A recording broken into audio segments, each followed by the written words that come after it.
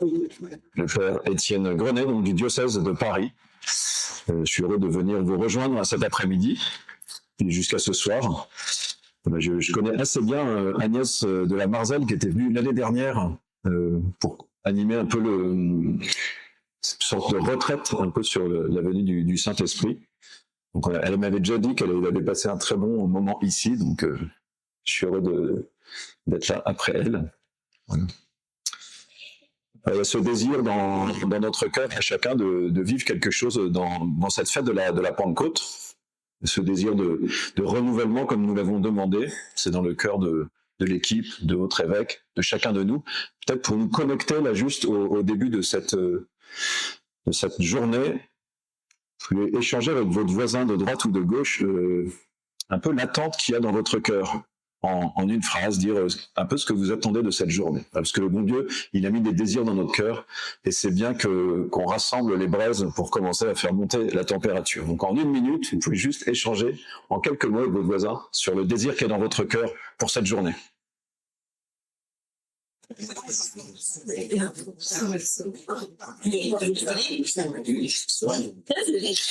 pas parce que ça dure plus longtemps que c'est mieux. Et maintenant, vous pouvez dire à votre voisin, Dieu va faire plus que ce que tu attends.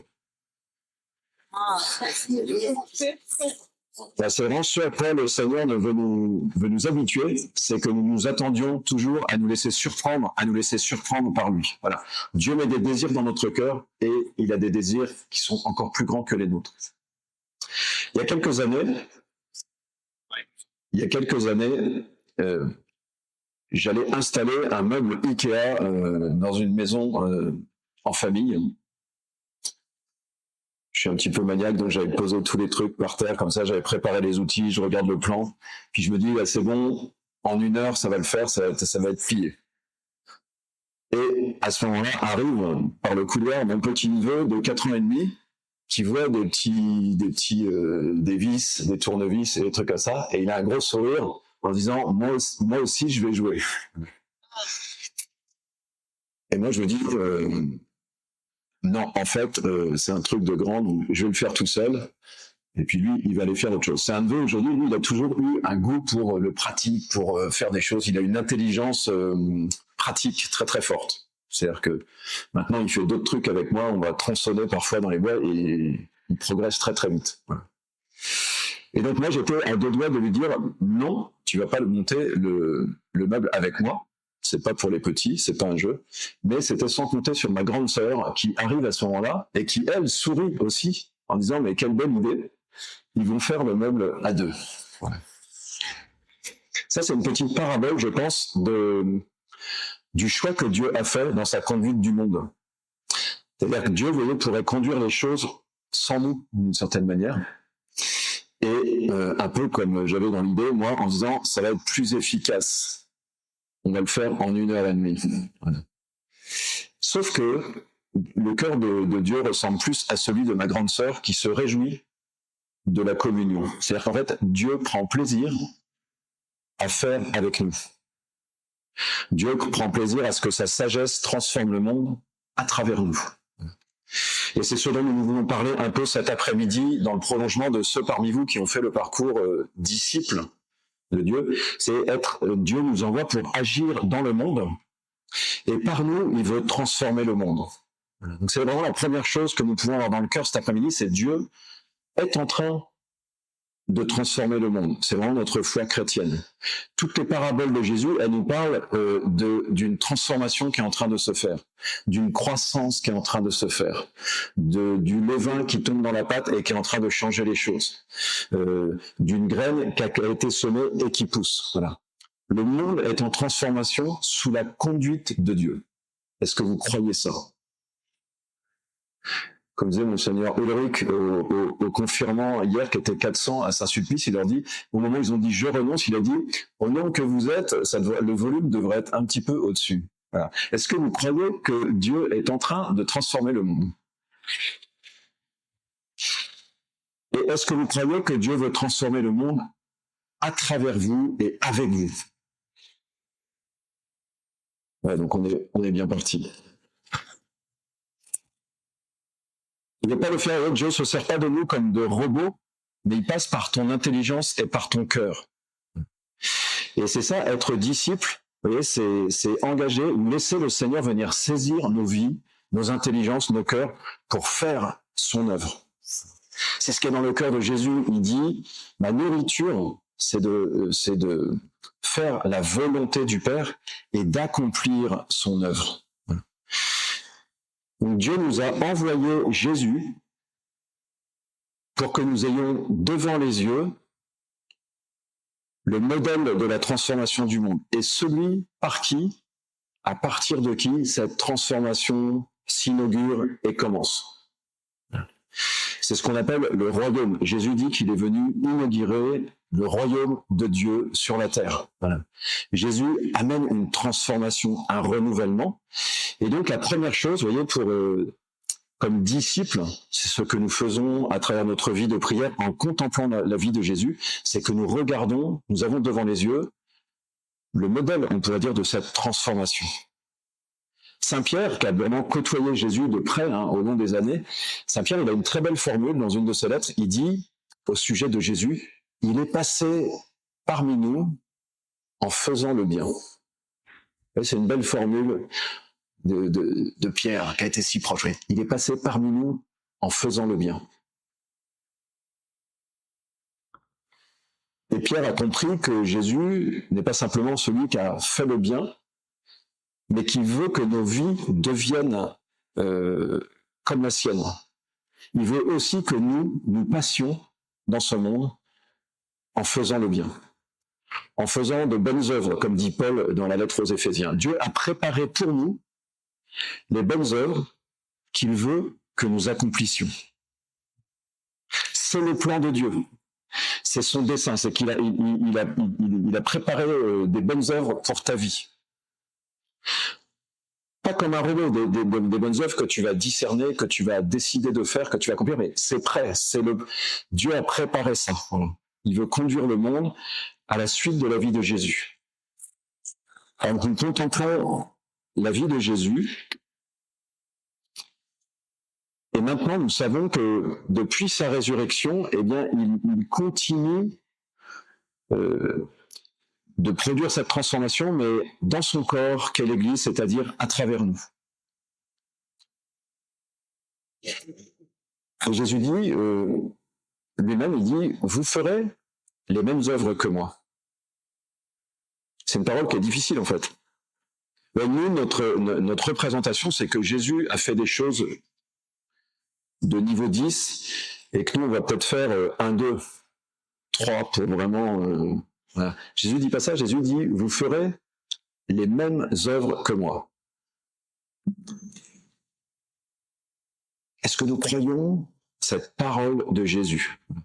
La fête de la Pentecôte, vous voyez, nous parle de la sainteté que Dieu veut amener dans nos vies, des fruits de sainteté.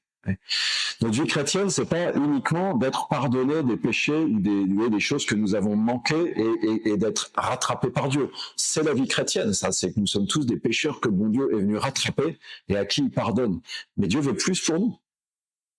Dieu veut des fruits de sainteté dans ta vie. C'est une autre manière de parler des bonnes œuvres. Et donc Jésus, dans l'évangile de Jean, dit « La gloire de Dieu, notre Père, c'est que vous portiez beaucoup de fruits. » Encore une parole difficile. Est-ce que l'idée que tu te fais de ta vie, c'est que tu vas porter beaucoup de fruits? Vous voyez, parfois nous disons un peu, nous allons porter quelques fruits. Non, c'est pas l'intention de Jésus, c'est pas le regard de Jésus sur son Église, c'est pas le regard de Jésus sur notre vie. Jésus dit, je te regarde, et ce à quoi Jésus s'attend dans nos vies, c'est S'. Ce à quoi Jésus s'attend dans nos vies, c'est à ce que nous portions beaucoup de fruits. La gloire de Dieu, notre Père, c'est que vous portiez beaucoup de fruits. Vous laissez descendre ces paroles cet après-midi dans notre cœur. Voilà. Jésus s'attend à des très belles choses dans nos vies. Jésus s'attend de très belles choses. Et il nous dit que le Père est glorifié en nous. Par les fruits que nous portons. et par les fruits que nous portons déjà. Donc il y en a un certain nombre d'entre nous, vous voyez, peut-être ce que nous avons à laisser l'Esprit Saint venir faire en nous, c'est de venir dissiper de nos esprits, vous voyez, le manque d'estime que nous avons de nous-mêmes peut-être, vous voyez, notre incapacité à voir déjà les fruits que Dieu a portés dans nos vies à chacun. Le Saint-Esprit, il veut nous aider à voir objectivement les choses. Et il y a déjà beaucoup de fruits de sainteté là, au milieu de nous. Je dis pas que nous sommes des saints canonisés, nous ne sommes pas encore au bout du chemin. Mais il y a déjà des fruits de sainteté. Est-ce que nous acceptons, est-ce que nous laissons la voix de Jésus, la vision de Jésus sur nous, parler plus fort que le regard que nous avons sur nous-mêmes? La gloire de Dieu, notre Père, c'est que vous portiez beaucoup de fruits. Et Jésus nous dit, et il se réjouit de ça, que le Père soit glorifié en nous, par la sainteté, par la transformation de nos vies. Mais nous ne sommes pas grand-chose. Et il y a de tels fruits qui sont portés, qui sont amenés. Alors qu'est-ce que c'est ces bonnes œuvres? Que sont ces fruits? Peut-être spontanément, nous pensons beaucoup, vous voyez, aux œuvres que nous avons apportées dans notre rapport vis-à-vis du prochain. Parmi les premiers fruits que nous avons en tête, je pense que si on faisait un micro-trottoir dans beaucoup d'endroits en France, on disait c'est quoi le message de Jésus? On dirait aimez-vous les uns les autres. Je pense que c'est à peu près, ça arriverait dans le top, je pense, en première position. Aimez-vous les uns les autres. Et je pense que beaucoup d'entre nous, ce serait peut-être notre première réponse. Voilà. C'est quoi la vie chrétienne? Le message de Jésus, aimez-vous les uns les autres. C'est vrai, mais vous voyez, à qui Jésus dit-il ça? À qui Jésus dit aimez-vous les uns les autres? Il dit, parfois on prend ça un peu comme une parole un peu universelle. Jésus dit ça d'abord à ceux qui ont eu part avec lui à la même table, qui ont communié au même pain et à la même coupe. C'est-à-dire que Jésus nous dit, la première bonne œuvre que vous avez à réaliser, c'est au sein de la communauté croyante qui est la charité entre vous. La première bonne œuvre, elle est déjà dans nos communautés, voilà, que nous portions du fruit de charité, d'unité. C'est ce que nous avons entendu toute cette semaine, depuis dimanche dernier, dans la liturgie, la prière de Jésus qui dit qu'il soit un. Qu'il soit un. Comme toi et moi, Père, nous sommes un. Ah, donc, vraiment un très beau fruit que Jésus attend, c'est cette unité entre nous qui vient lorsque nous faisons, on pourrait dire, lorsque nous mettons l'énergie pour nous aimer, en faisant attention aux plus petits au milieu de nous, en nous bénissant les uns les autres, en renouvelant le regard que nous portons les uns sur les autres, en nous encourageant, en priant les uns pour les autres, etc., en nous pardonnant mutuellement. Évidemment, l'amour que Jésus nous demande comme fruit, c'est pas simplement un amour entre nous, c'est aussi un amour au-delà de la communauté chrétienne. Et donc Jésus nous envoie avec une attention particulière pour les plus petits dans notre monde, pour les plus fragiles. Et nous savons aussi que ça fait partie des bonnes œuvres que nous avons à accomplir et des fruits que les chrétiens sont appelés à porter dans le monde, qu'ils ont portés au fil des siècles et que nous avons encore à porter aujourd'hui. Et certains d'entre nous sont déjà sans doute très engagés dans cette direction-là, d'aller porter des fruits dans l'amour que nous portons aux personnes autour de nous, spécialement aux plus fragiles. Et puis, une des paroles peut-être les plus difficiles de l'Évangile, c'est que Jésus nous dit aussi que cet amour-là est parmi les plus beaux fruits que Dieu fait porter aux disciples de Jésus dans le monde. Il y a le pardon aux ennemis et la prière pour les ennemis. C'est un des plus beaux fruits que Dieu opère dans le monde, le pardon. Donc, réjouissez-vous, tous ceux qui, ici, ont déjà eu du mal à pardonner et ont laissé, vous voyez, la puissance de la charité vaincre en vous et l'emporter. Réjouissez-vous, ça fait partie des fruits, vous voyez, que Dieu porte dans le monde. Le pardon pour celui qui nous a fait objectivement du mal. Voilà, donc tous ces fruits, je ne développe pas trop plus parce que c'est peut-être ce à quoi nous sommes le plus habitués, d'avoir en tête que Dieu veut nous faire porter ces fruits de charité dans notre relation avec notre prochain. Et il est bon peut-être dans notre prière ces temps-ci, dans cette prolongement de la fête de la Pentecôte, prenez le temps de laisser le Saint-Esprit vous faire regarder les fruits que vous avez déjà portés dans cette direction-là. Fruits de charité dans la communauté chrétienne et bien au-delà. Tout ça, ça touche le deuxième commandement, Mais Jésus, quand on lui demande c'est quoi le plus important, il dit, en premier lieu, il parle de l'amour de Dieu, aimer Dieu. Et donc, il y a des fruits aussi dans nos vies de disciples, parmi les très beaux fruits que Dieu veut nous faire porter et qu'il nous a déjà fait porter et qu'il continue de faire grandir. Il y a tout ce qui touche à l'amour de Dieu. Ce sont des fruits peut-être secrets parce que Jésus dit, lorsque tu pries, entre dans ta chambre, ferme la porte et prie ton Père qui est là dans le secret. Dans nos vies, vous voyez, un fruit qui grandit, c'est ce secret de la prière. Et c'est un fruit sur lequel Dieu veille et qu'il veut que nous portions. Voilà. Cette croissance de l'amour dans la prière. Et donc peut-être certains d'entre vous, ce que vous attendez comme grâce de renouvellement, c'est un renouvellement dans la vie de prière. Que l'amour grandisse dans le secret du cœur. Hier, j'étais à la sortie des confirmations, j'accompagnais un jeune qui a 2 ans et connaissait pas du tout l'église et puis qui a fait toute une trajectoire comme ça. Il a été confirmé hier soir, donc j'étais joyeux. Puis je l'ai rejoint dans un bar avec quelques-uns de ses amis, pas trop croyants. Et il a témoigné que lui, au moment de l'onction du Saint-Crème, il a été envahi de larmes et il a dit mais j'avais envie de m'arrêter un peu de pleurer parce que quand même 1 minute ça va, mais et il dit pendant 10 minutes j'ai pleuré. Ouais, c'est un type qui a 25-27 ans.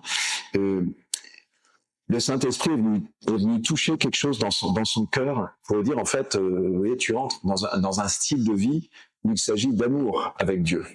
Ça passe pas que par les sentiments, mais là il y a un signe un peu manifeste à travers les larmes que c'est de l'ordre de l'amour. Voilà, le fruit que nous avons apporté, la prière, c'est pas il faut prier, faut voir quand. Non, il s'agit de porter un fruit d'amour dans la prière. Voilà, grâce à demander. Et puis évidemment, dans les fruits de l'amour de Dieu, il y a ce que nous vivons un temps comme celui-ci, vous voyez, quand ensemble nous rendons un culte à Dieu, un fruit de louange, eh bien nous portons du fruit devant Dieu. Voilà.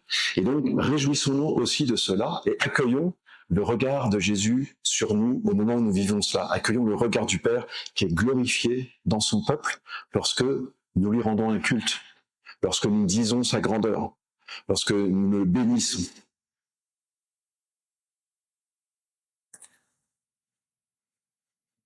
Relation à nos frères, où nous pouvons porter beaucoup de fruits. Relation à Dieu, où nous pouvons porter beaucoup de fruits.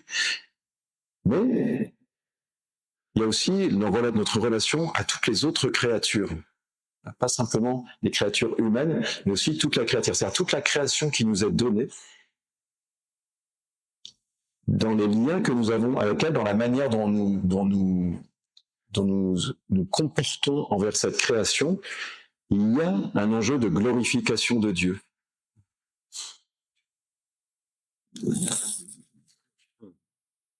Peut-être je garderai juste 2 mots, ceux de la Genèse, où Dieu nous a placé l'homme et la femme au milieu du jardin, et il leur confie le jardin de la création en disant pour le cultiver et le garder.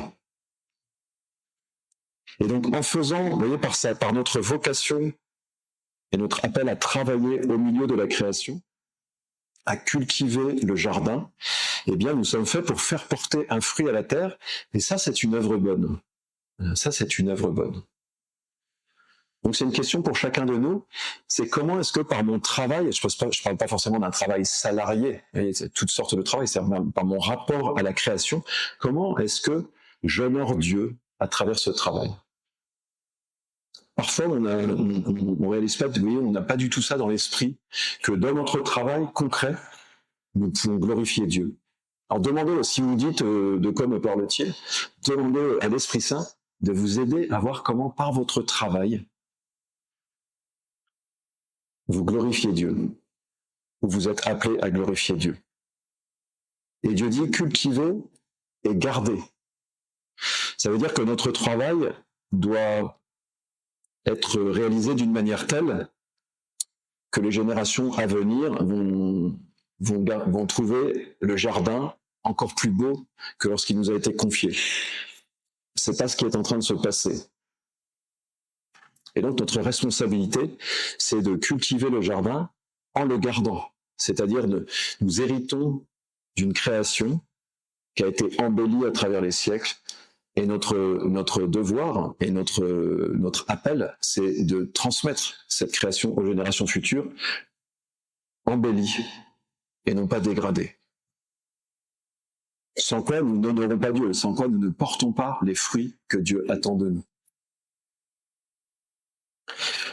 Comment cela est-il possible? C'est-à-dire, comme vous voyez, nous sommes appelés à porter des fruits dans notre relation vis-à-vis de nos frères, dans notre relation vis-à-vis de Dieu, et dans notre relation à toutes les créatures. Eh bien, c'est grâce au don de l'Esprit Saint que ceci peut s'accomplir. Parce que pour porter des fruits, nous avons tout d'abord à discerner le bien à faire. D'ailleurs, j'ai parlé des œuvres bonnes que Dieu avait préparées pour nous, pour reprendre la formule de Paul, dont Jésus parle aussi, les œuvres que vous allez faire. Encore faut-il discerner, vous voyez, le bien à faire. Et c'est une question qui est présente dans chacune de nos vies. Et le Saint-Esprit, il t'est donné pour t'assister dans ce discernement de quelle est la bonne chose à faire et quelle est la chose mauvaise à éviter. Donc le discernement, il permet de choisir le bien et d'éviter le mal. Et la vie de Jésus nous montre qu'en toute situation, le bien est possible. Et ce discernement, il nous permet aussi, parfois, lorsque nous avons devant nous plusieurs possibilités de bonnes choses à faire, nous nous disons, en fait, qu'est-ce que Dieu attend de moi? Et le Saint-Esprit va nous permettre, à travers le don de conseil notamment, de choisir entre plusieurs biens différents. C'est-à-dire, au fond, moi, mon appel, c'est plutôt par là. Choisir entre des lieux d'engagement, parce qu'on ne peut pas tout faire à la fois. Et donc là, il y a toute une assistance du Saint-Esprit, un travail de l'Esprit en nous, au fil des années, on pourrait dire, et à travers des situations successives, où Dieu vient nous montrer chacun quel est notre chemin, quelle est notre mission de vie. Où est-ce que nous sentons, peu à peu, que le Seigneur nous envoie? Où est-ce que nous sentons que le Seigneur nous attend? Dans quel lieu? Pourquoi faire? Chacun de nous est attendu et envoyé par le Seigneur. Et donc, il est bon que nous ayons sans cesse à l'esprit ce désir d'accueillir la direction que le Seigneur veut nous donner. Dans les dons du Saint-Esprit, le don de science, le don d'intelligence, le don de conseil, le don de sagesse, ils sont au service de ce discernement-là.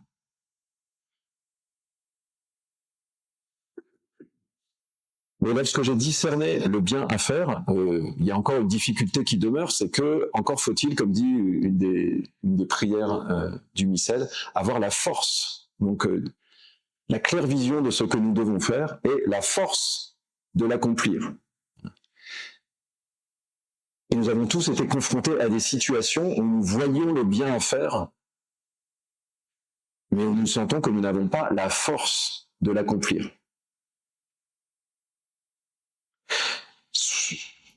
Soit parce qu'il n'y a pas assez d'énergie en nous, soit parce qu'il y a cette blessure du péché qui fait que ce que nous devrions pouvoir faire, nous n'y arrivons pas. Soit alors parce que c'est dans un ordre proprement surnaturel et que, comme dit Jésus, pour les hommes, c'est impossible. Mais pour Dieu, tout est possible. Donc, bienvenue dans la suite de Jésus. Voilà. Nous arrivons aussi sur des chemins où parfois, pour l'homme, c'est impossible, mais pas pour Dieu.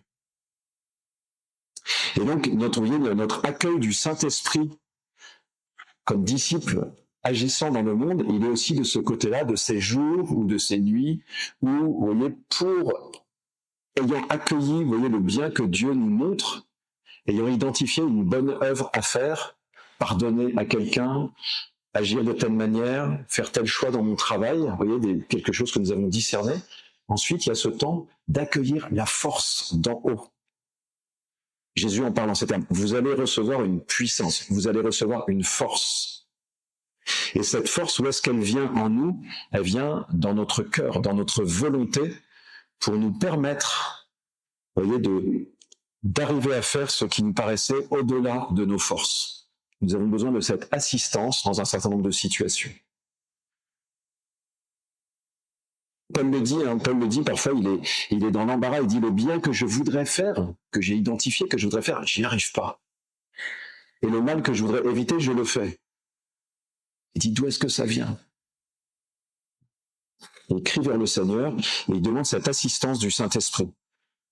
Est-ce que nous croyons, vous voyez, que lorsque humainement nous avons l'impression que c'est au-delà de nos forces, est-ce que nous croyons qu'il y a cette assistance spéciale de Dieu pour que nous recevions la force? Je suis sûr que pratiquement tout le monde, nous pourrions nous donner des témoignages de moments dans notre vie où ceci s'est produit.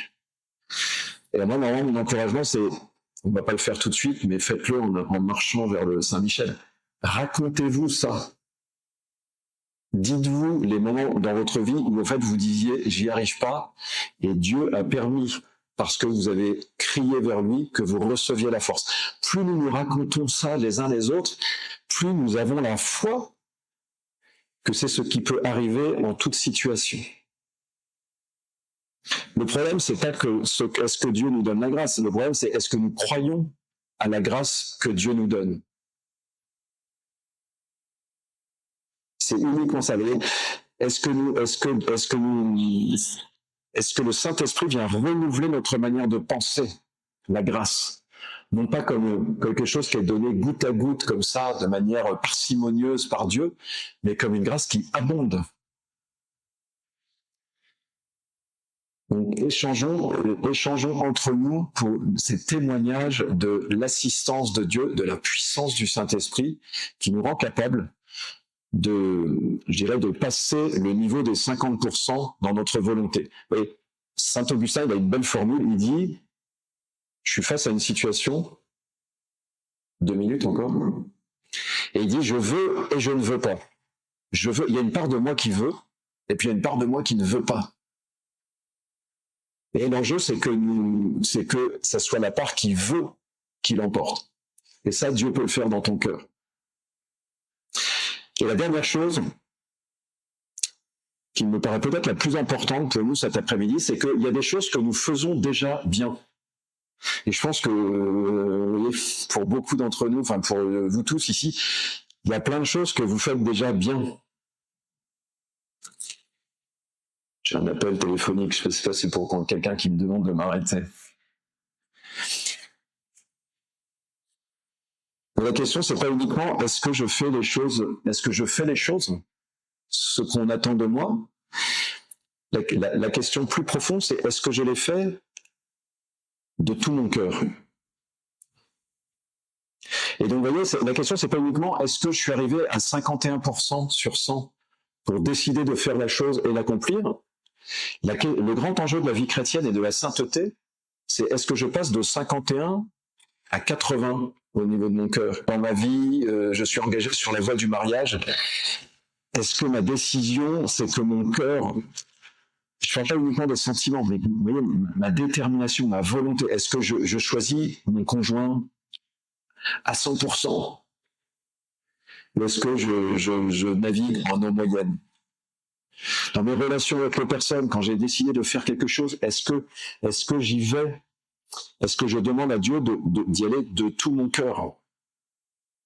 Lorsque je participe à la messe, donc c'est bien, je suis à la messe. Est-ce que mon désir, c'est d'y être de tout mon cœur?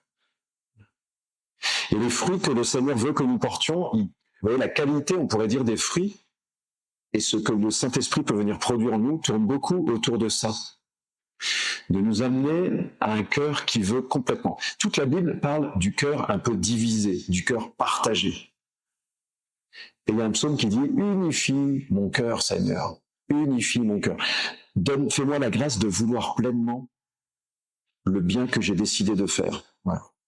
Je pense que pour vous, il me semble que c'était le plus important est autour de ça, donc je vais m'arrêter là-dessus, avec dans la séquence que nous avons entendue ce matin, la séquence de la Pentecôte, réchauffe ce qui est tiède. Souvent, nos cœurs sont un peu chauds, mais un peu tièdes aussi. Et ce que le Saint-Esprit veut pour ta vie et ce qui peut changer nos vies, c'est que ce que nous faisons déjà bien, nous le faisions avec le feu. Nous le faisions avec un cœur unifié. Et ça, c'est la grâce du Saint-Esprit. C'est la grâce, on pourrait dire, supérieure du Saint-Esprit. C'est de nous donner, dans notre quotidien, qui va être le même, du coup.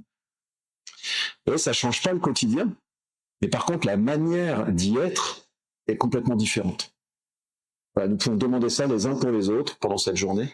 C'est que le Saint-Esprit, vous voyez, que nous repartions d'ici avec cette attente, ce désir que notre cœur soit unifié et que la charité, c'est-à-dire que nous ayons envie d'aimer pleinement dans tous les actes que nous posons. Le pape François, il dit, on peut trier ces déchets par amour. Je vous laisse avec cette petite pichenette.